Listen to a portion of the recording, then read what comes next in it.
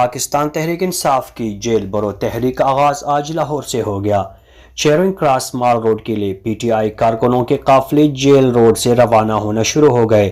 Jail برو تحریک جہاد ہے جو ملک کو برباد کرنے والوں کے خلاف ہے، عمران خان کا کہنا ہے۔ دوسری جانب محکمہ داخلہ پنجاب کی جانب سے مال روڈ، مین بلیوارڈ، گلبرگ اور سول سیکریٹریٹ کے اطراف ایک ہفتے کے لیے دفعہ 144 نافذ کر دی گئی ہے۔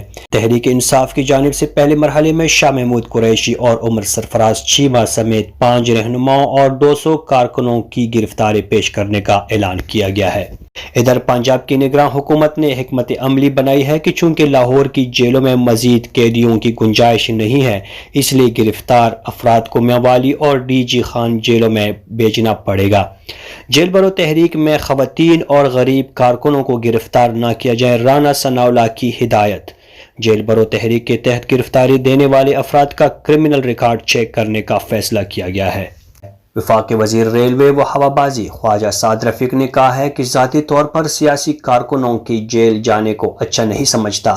میرے بس میں ہوتا تو کسی کو گرفتار نہ کرتا، خود ہی تک ہار کر واپس چلے جاتے۔ احتساب عدالت لاہور میں پیشی کے موقع پر میڈیا سے گفتگو کرتے ہوئے ان کا کہنا تھا کہ جیل برو تحریک کے حوالے سے کیا حکمت عملی ہے میں نہیں جانتا، نگراں حکومت بہتر جانتے ہیں، کسی کو غلط پکڑنے کی حمایت نہیں کریں گے۔ خواجہ سعد رفیق نے جیل برو تحریک کے سوال پر کہا کہ اخلاقی طور پر لیڈر کو پہلے جیل جانا چاہیے، لیکن عمران خان اپنی ضمانتیں کروا رہے ہیں اور ساتھیوں کو جیل بھجوا رہے ہیں۔ وفاقی وزیر نے کہا کہ نواز شریف اور ان کے خاندان نے جیل کاٹی، شاہد خان عباسی متعدد پیشیاں بھگت چکے ہیں، پوری مسلم لیگ نون کو جیلوں میں ڈالا گیا، ہم نے تو چیخیں نہیں ماری، ہمیں کبھی روتے دیکھا ہے، یہ چوتھے روز ہی چیخیں مارتے باہر آتے ہیں۔